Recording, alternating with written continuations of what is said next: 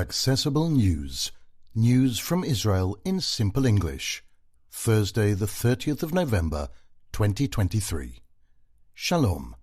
Since Saturday, October the 7th, Israel has been at war. A war known as Operation Iron Swords. Especially for you, Nagish Lahakir is telling you about the war in simple English. Welcome home. On Monday, the hostage deal was done. 50 mothers and children are coming back home. The Israeli government decided to add 2 more days to the ceasefire.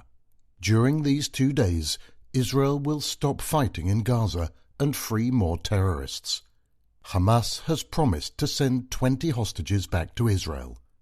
On Tuesday, they freed the first 10 hostages. If all goes well, another 10 hostages will return home today. The hostages that came home told their families about the difficult days they spent in Gaza. Hamas terrorists hid them underground, in the dark. Some were hidden in locked rooms. They gave them very little food and no medical care. Alma Avraham came out of Gaza in serious condition. She is now in hospital and doctors are trying to save her life.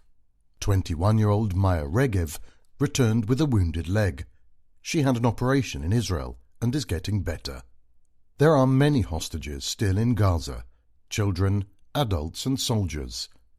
Hamas has said they don't know where they all are. Israel asked the leaders of Qatar and Egypt to press Hamas to find all the hostages.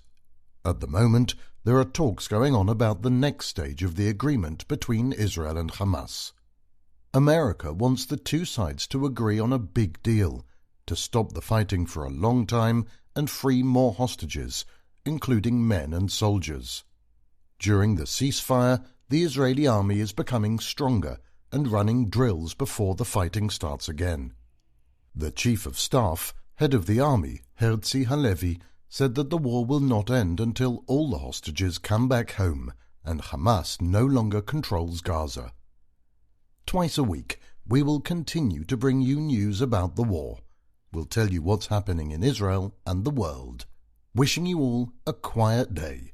Bobby Lax, Tel Aviv.